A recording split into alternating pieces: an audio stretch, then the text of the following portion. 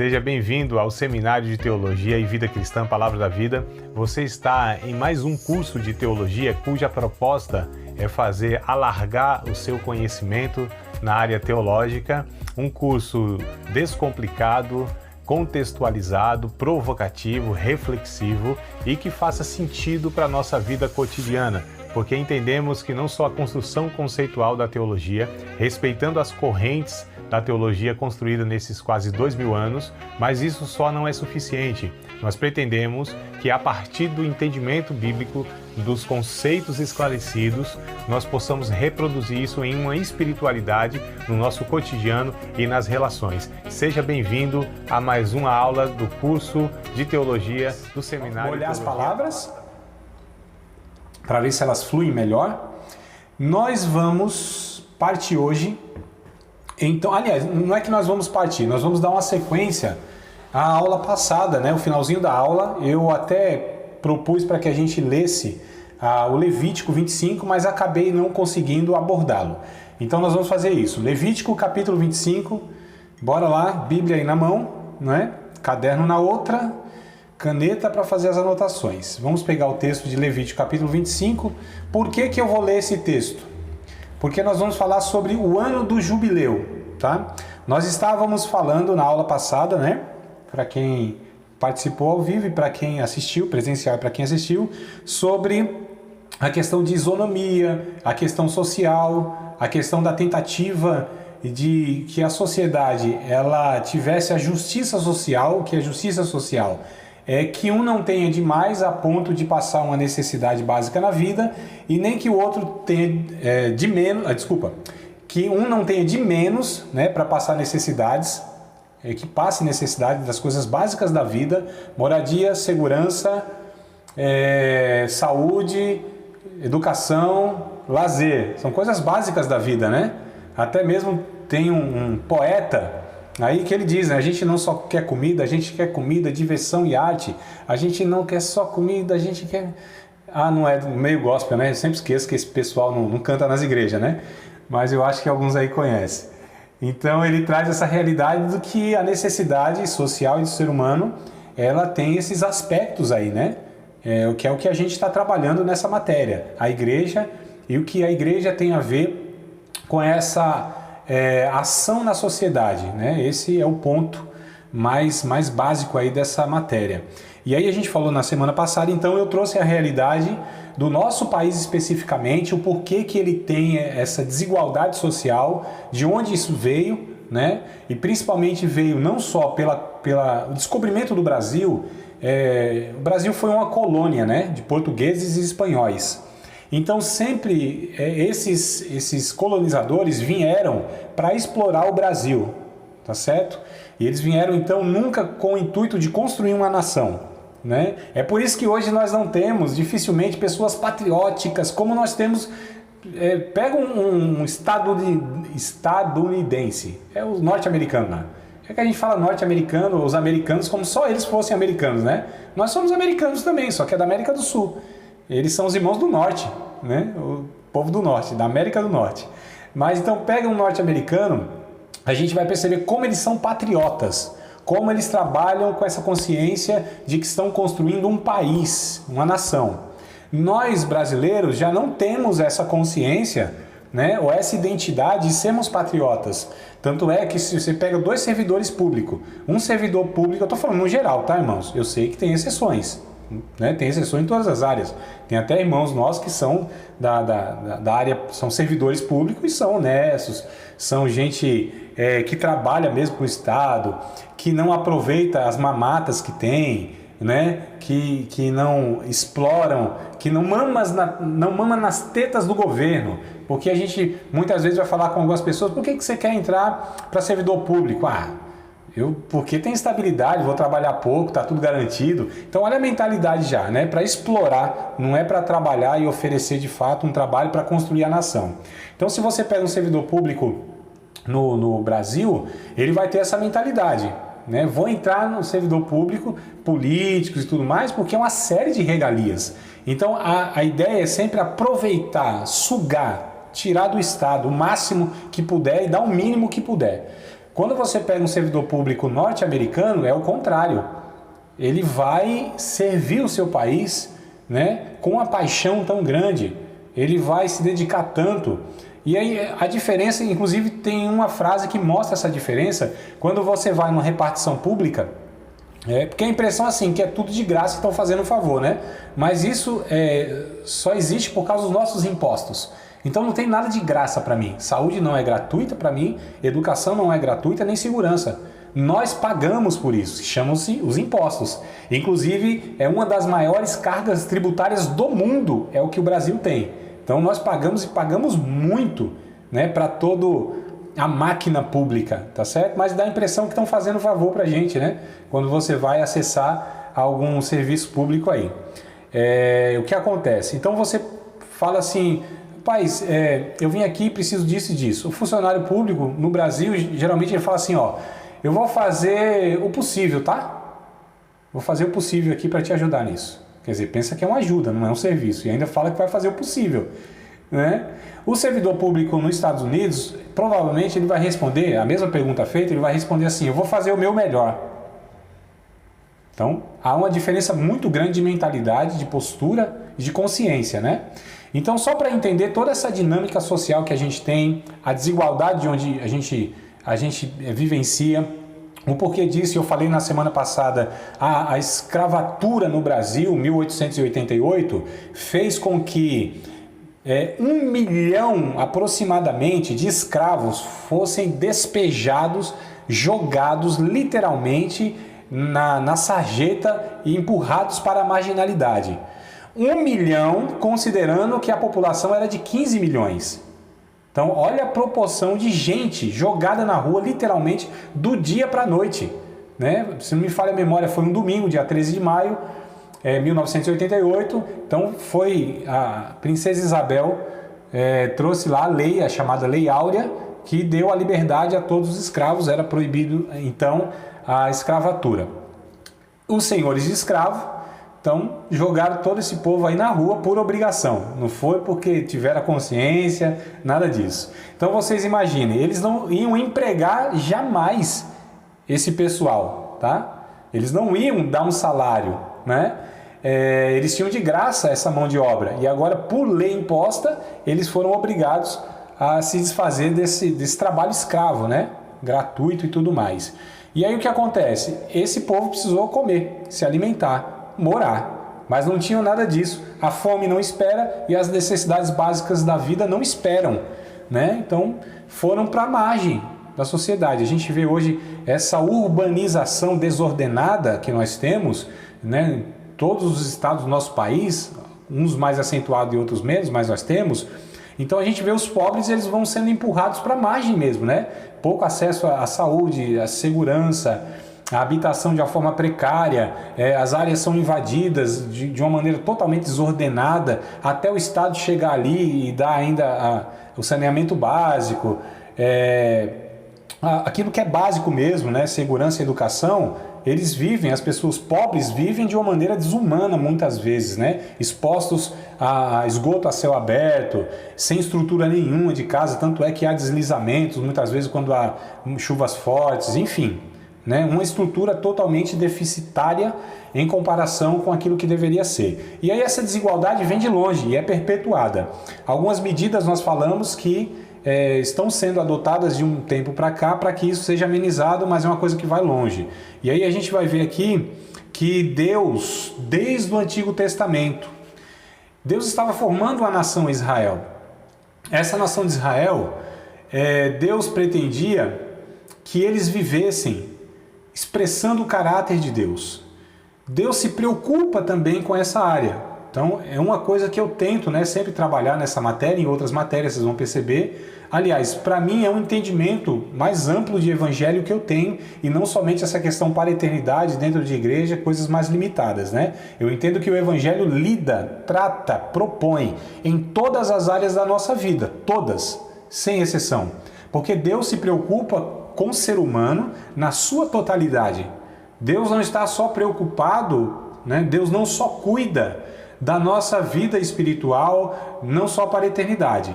Então Deus, ele entende muito bem, ele nos formou assim e ele se preocupa conosco, corpo, alma e espírito, tá bom? Ô, minha amada, coisa boa, seja bem-vinda aí. O bonde já tá andando um pouquinho, mas pode sentar na janelinha e vamos embora. Então vamos lá, amados. Levítico, capítulo de número 25. Quero ler com vocês aqui, ó, desde o verso de número 8, tá? Até o 17. Eu vou ler aqui, eu peço que vocês acompanhem aí então, tá? Então, Levítico, capítulo 25, verso de número 8 ao 17. Diz assim na minha versão: também contará 7 semanas de anos. 7 semanas de anos. Então, Deus estabeleceu aqui uma lei para que de quando em quando, ou seja, eles tinham que contar 49 anos, né? 7 semanas, quer dizer, 7 vezes 7, só que de anos, tá? Então, 7 vezes 7 anos, de maneira que os dias das semanas de anos te serão 49 anos. Verso 9. Então, no mês sétimo, né? Aos 10 do mês, farás passar a trombeta do jubileu no ano da expiação. Fareis passar a trombeta por toda a vossa terra. Sacrificareis o ano 50º, né? 50 anos. Então isso acontecia de 50 em 50 anos na nação de Israel, tá? Santificareis o ano 50º e apregoareis liberdade. Essa tradução também me complica, né? É uma linguagem estranha. Apregoareis liberdade na terra a todos os seus moradores. Ano do jubileu vos será. E tornareis cada um a sua possessão, e tornareis cada um a sua família. O ano 50º vos será jubileu. Não semeareis, nem cegareis o que nele nascer de si mesmo, nem nele vindimareis as uvas das vinhas não tratadas. Porque jubileu santo será para vós, a novidade do campo comereis. Nesse ano de jubileu, tornareis cada um a sua possessão. E quando venderdes alguma coisa ao vosso próximo, ou comprardes da mão do vosso próximo, ninguém oprima o seu irmão. Conforme o número dos anos, desde o jubileu, comprarás ao teu próximo, e conforme o número dos anos das novidades, ele venderá a ti. Conforme a multidão dos anos, aumentarás o seu preço, e conforme a diminuição dos anos, abaixarás o seu preço. Porque conforme o número das novidades é que ele te vende. Ninguém, pois, oprima o seu próximo, mas terás temor do teu Deus, porque eu sou o Senhor, vosso Deus. Então a gente percebe aqui que no ano do jubileu, o que o ano do jubileu pretendia? Pretendia fazer com que a nação de Israel tivesse um equilíbrio econômico nas famílias, irmãos. Olha que proposta interessante, tá? O que acontecia nesse ano do jubileu? De 50 em 50 anos acontecia isso. Todos os escravos israelitas, eles eram libertos, o verso 10 vai falar isso, ó. Todos os escravos levitas, né? Desculpa, israelitas, levitas não. Israelitas eram libertos. Então, assim, o que acontecia muitas vezes? A pessoa, ela não tinha emprego, ela não tinha renda, ela não tinha com que comprar o alimento ou até mesmo uma moradia. Ela, então, se vendia como escravo, tá certo? Por 7 anos, né? Em troca do quê? Da alimentação, da moradia, enfim. A pessoa, então, pegava o trabalho dela, mas não era um trabalho escravo, tá certo? É ela que se colocava como essa condição de se comprometer 7 anos trabalhando para obter isso, né? Não era maltratado.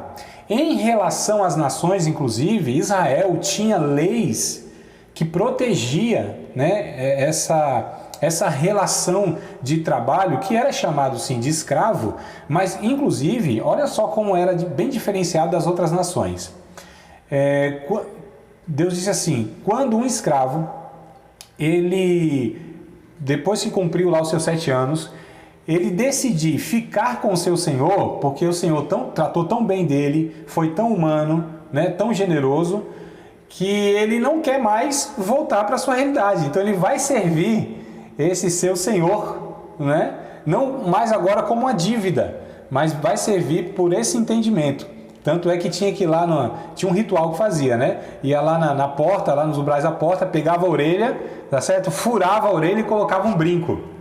E era o servo da orelha furada. Quer dizer, esse servo voluntário. Olha que coisa interessante, né? Esse comportamento, até isso se aplica no entendimento de hoje, que nós somos servos de Cristo, mas somos servos da orelha furada. Ou seja, nós somos libertos para servir a Deus, né? Então essa ideia de servo e tal, e bem interessante a gente comparar isso com o Novo Testamento. Mas como não é o caso agora, é só para descrever o que acontecia, tá? Então os escravos eram libertos, mesmo que não tivesse, estava lá na dívida, só serviu 2 anos, 3 anos, mas se é antes do jubileu, todos os escravos vão ser libertos. Então, primeira coisa, os escravos israelitas eram libertos. Verso número 10. Todas as propriedades dos ascendentes que tivesse sido vendida era devolvida à família. Verso de número 13. Está escrito isso, ó. Por que isso era feito? Às vezes acontecia isso, por conta de uma dívida, né? Essas questões econômicas, a pessoa tinha que vender a sua terra, né, para uma outra pessoa, outra tribo às vezes, outra família. Mas no ano do jubileu, as terras eram devolvidas. Era uma anistia, uma espécie de anistia, né, de perdão. Era devolvido. Por quê? Porque senão você ia ter um desequilíbrio de fato. Algumas pessoas muito ricas, tendo muitas terras e muitas posses, e as outras iam empobrecendo. Muitas vezes não era por conta de preguiça que a pessoa não trabalhava, tragédias, enfermidades, enfim, uma série de fatores que levou a pessoa a não ter o mínimo, né? E precisou recorrer a vender a sua casa, por exemplo. Mas Deus se preocupava sempre com esse equilíbrio. Então olha que lei justa, olha que lei fantástica que Deus propôs, né? Para que essa nação ela tivesse esse equilíbrio. Veja só como a lei de Deus é perfeita. Mesmo no Antigo Testamento, com uma proposta bem limitada, uma proposta bem... Não era a revelação e a vontade de Deus, né? Como é o Novo Testamento e a gente vê. Mas a gente já percebe que Deus sempre propôs algo diferenciado dos outros povos. Porque Deus é justo, é generoso, é bondoso, não é? Então a gente percebe aqui que havia também esse segundo ponto aí, que as terras eram devolvidas, tá? Por conta disso, para que não houvesse esse desnivelamento da sociedade. O terceiro ponto aqui, ó, terceiro ponto que está no verso 11. A terra permanecia em repouso de cultivos. Olha que coisa interessante, amados. É o mandato cultural que a gente falou, né? O que acontecia? Deus disse, 6 anos vocês semeiam a terra. Pode plantar, colher à vontade. No 6º ano, a terra fica em descanso. Eu vou dar tanta abundância para vocês que vocês vão, nesse 6º ano, comer do que vocês colherem, né, do 6º ano. Vai ser tanta abundância que o outro ano vocês não precisam plantar, porque eu vou dar tanta abundância que vocês vão ter mantimento para 2 anos. Porque até plantar de novo e colher ia demorar. Então o próprio Deus que ia dar a fartura, a abundância, né, de a terra produzir tanto para que as pessoas tivessem mantimento. Deus estava aqui, inclusive, amados, fazendo a manutenção da criação. Olha como o tema ecologia é bíblico, é teológico, não é? Não é algo moderno, ativistas, Greenpeace e um bocado de coisa aí que tem surgido, né, recentemente, digo da história. Mas é algo que a Bíblia, que Deus sempre propôs, de cuidar do habitat natural. Então a terra deveria ser também descansada. É o descanso do sabático, né? Mas aqui no caso em relação à terra, como Deus está nos instruindo para que a gente cuide, que foi lá desde o Adão o mandato cultural. Ó, você vai lavrar a terra, você vai cuidar da terra e tal. E depois do pecado, a gente percebe que esse negócio descambou e até hoje só piora, né? Aquecimento global, você percebe que todo o ecossistema ele é destruído e a gente vê todas as consequências, né, da destruição do ecossistema. Irmãos, é tanta ignorância, falta de inteligência, porque assim, se você mora numa casa, você destrói os recursos dessa casa que são necessários para você viver, você está se condenando, tá certo? À morte e à extinção. Percebam, amados, como tudo tem uma lógica e faz sentido, não é? E é interessante que, olha só, sabe o que as pessoas muitas vezes não entendem, né? Ou têm a impressão errada de algumas ações de Deus ou de algumas questões que houve na história de Israel. O cativeiro babilônico, tranquilo, né? Vocês sabem do que eu estou falando, né? Cativeiro babilônico, o povo foi levado escravo lá para a Babilônia, ficaram lá 70 anos. Tranquilo isso aí, né? Todo mundo já tem essa história aí, tá certinho? Quem está aí no cochilo, sem a câmera tá ligada, dá pelo menos um sinal de vida aí. Eu sei, professor. É que os irmãos já foram arrebatados, se não responder porque está cochilando. Já demorou 2 segundos, estão dormindo, eu peguei. Só meu marido, os outros não acordaram, estão lá no sofá. Não. Já toma aí, pastor. Aí. Não, vamos lá.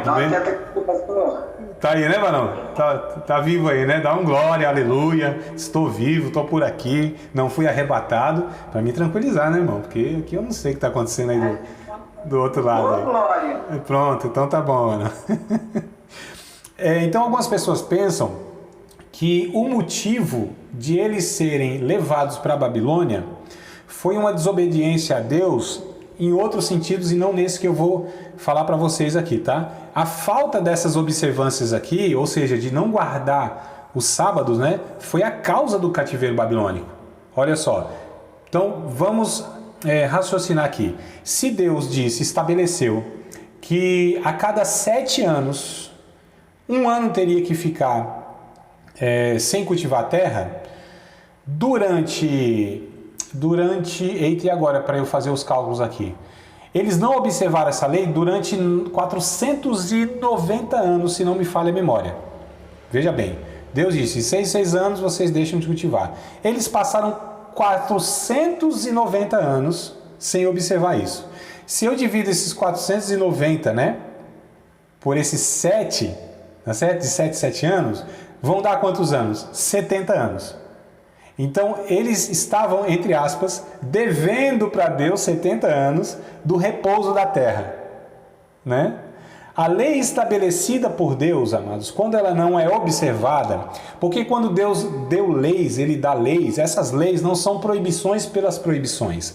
Não é porque Deus tem um capricho, não é porque Deus disse assim, eu que mando nesse negócio, eu vou fazer assim, não, tem uma lógica, tem um porquê, tem um sentido, né? As leis de Deus, muitas pessoas, Deus é um estraga-prazer, Deus proíbe isso e aquilo, porque eu acho que ele é um velho chato e não quer ver a gente ter alegria na vida. Não, as leis de Deus são como cercas, tá certo? Né? Em volta de um abismo, nos protegendo para que a gente não avançando essa cerca caia no abismo. Então as leis de Deus, na verdade, é pró-vida, é para viver de uma maneira adequada. As leis de Deus, elas nos favorecem na vida. Todas as leis de Deus favorecem a vida, protegem a vida, tá certo? Não é a proibição pela proibição. Deus não estraga prazer, pelo contrário. Deus quer que a gente desfrute da vida de uma forma legítima, não é? E então é interessante aqui, ó, que ficou 70 anos então sem a terra, sem eles observarem essa lei e a terra ficar em repouso. Se ficou 70 anos, Deus disse, então vai para Babilônia, né? E a terra lá vai ficar 70 anos sem ser cultivada. Depois eu trago vocês, porque o pensamento que eu tenho sobre vocês não é pensamento de mal, é pensamento de paz, para dar o fim que vocês esperam, que eu quero para vocês também. Então olha o motivo. Vamos ler 2 Crônicas, capítulo 36. 2 Crônicas, vamos lá. 2 Crônicas, ó, a gente tem mais uns 10 minutinhos dessa chamada aqui, tá? Me veio um aviso aqui. Daqui 10 minutos vocês apareçam de novo aí. Inclusive os que estão cochilando. Também, daqui 10 minutos, põe o relógio para despertar aí. Daqui 10 minutos vocês entram de novo. 2 Crônicas, capítulo de número 36, versículo de número 21. A gente está falando sobre, então, essa questão do motivo que levou o povo de Israel lá, o povo de Deus, para o cativeiro, tá? Então, 2 Crônicas 36, versículo 21. Lá no finalzinho do livro mesmo. Olha só. Para que se cumprisse a palavra do Senhor pela boca de Jeremias. Então, Jeremias tinha falado lá no capítulo 25, verso 11, né? Tinha falado, olha, vocês vão ser levados para a Babilônia e lá vocês vão ficar 70 anos. Então, para que se cumprisse essa profecia de Jeremias, o autor aqui está falando, até que a terra se agradasse dos seus sábados, todos os dias da desolação repousou até que os 70 anos se cumpriram. Olha que coisa interessante, né? Vamos voltar para Levítico, capítulo 26 e verso de número 34. 26 e 34 de Levítico. Só para a gente entender que, de fato, esse foi o motivo daquele povo ser levado para o cativeiro. Levítico 26 e 34.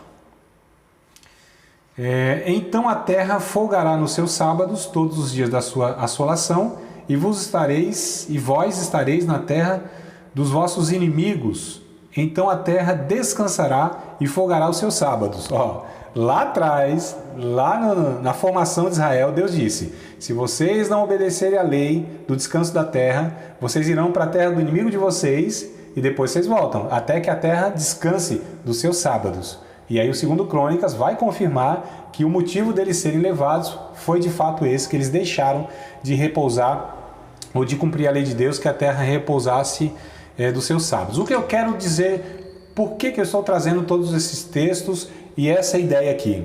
Porque se Deus estabelece leis, Deus dá mandamentos e nós os negligenciamos e nós o omitimos, irmãos, existe o pecado por comissão e por omissão. Pecado por comissão é fazer aquilo que não se deve fazer. Pecado por omissão é deixar de fazer aquilo que se deve fazer, que é o que o Tiago, capítulo 4, verso 17, se não me falha a memória, fala, né? Aquele, pois, que sabe fazer o bem e não faz, comete pecado. Então, há duas vias para nós pecarmos: fazer o que não se deve e deixar de fazer o que se deve, né? Então, se Deus, para nós é claro, se a palavra de Deus, ela fala para que a gente, como igreja, possa ser uma influência positiva na sociedade, que a gente seja um sinal do reino de Deus na sociedade. E se nós não somos, nós estamos negligenciando isso, haverá inclusive responsabilização sobre nós, igreja, né? Haverá consequências, tá certo, irmão? Deus não é que ele é vingativo, que ele vai pesar a mão, que ele se ira, que ele perde a paciência e que ele é esse Deus irado que se você não fez, vou te castigar. Não é essa a ideia. A questão é que para tudo na vida existem consequências dos nossos atos, né? Existe esse funcionamento e essa realidade na criação, amados. E a gente sabe muito bem disso, é por isso que tem leis. Senão cada um ia fazer o que bem entende, o que quer, imagina só o caos que nós iríamos viver. Então nós temos que ter o entendimento e a consciência de que Deus, ele tem uma forma, ele tem uma proposta. Aliás, é a única proposta e a única forma de viver. Alguém disse isso, né? Foi até um ateu aí. Ele disse, bom, eu não acredito que Deus existe, mas se Deus existe, então deve ter uma forma correta de viver, né? Então, assim, não se vive do jeito que eu acho que tem que viver. Não sou eu que estabeleço as leis para mim. As leis são estabelecidas pelo Criador, irmãos. Tá certo? Por que hoje nós temos todos os parâmetros e essa noção de ética, do que é certo e do que é errado? De onde veio isso? Quem é que estabeleceu isso? Quem é que colocou os parâmetros, as bases, as referências? Quem foi? O Criador. Então, ele é o Criador, ele tem o direito, não só o direito, mas ele é perfeito para estabelecer uma vida adequada. Nós não sabemos viver, amados. Sabe por que nós servimos a Deus? Sabe por que nós entregamos nossa vida a Jesus? Por um motivo. Porque nós reconhecemos que nós não bancamos a nossa vida. Que nós não somos suficientes para dirigir a nossa vida. Que eu não manjo a vida. Que Deus é quem entende como eu devo viver. Eu não sei, eu sou falido espiritualmente. Reconheci isso. E bem-aventurados são os falidos espiritualmente, porque eles herdarão a terra, é o que a Bíblia diz. Bem-aventurados sois vocês, né? Os pobres de espírito, aqueles que são falidos espiritualmente. Reconhece isso. Então, se nós reconhecemos que Deus é quem manja, é quem sabe, é quem entende o que é a vida em todos os seus aspectos, porque não sou eu que falo assim, não, é eu que sei como que eu devo viver no meu casamento. Lá em casa quem manda sou eu. Temos assim, né? Em casa quem manda sou eu. O homem que fala isso, mas nem é ele que manda, ele sabe disso aí. Ó, tem uns irmãos aqui dando a risada, mas de nervoso essa risada. De nervoso, não é nem de... né?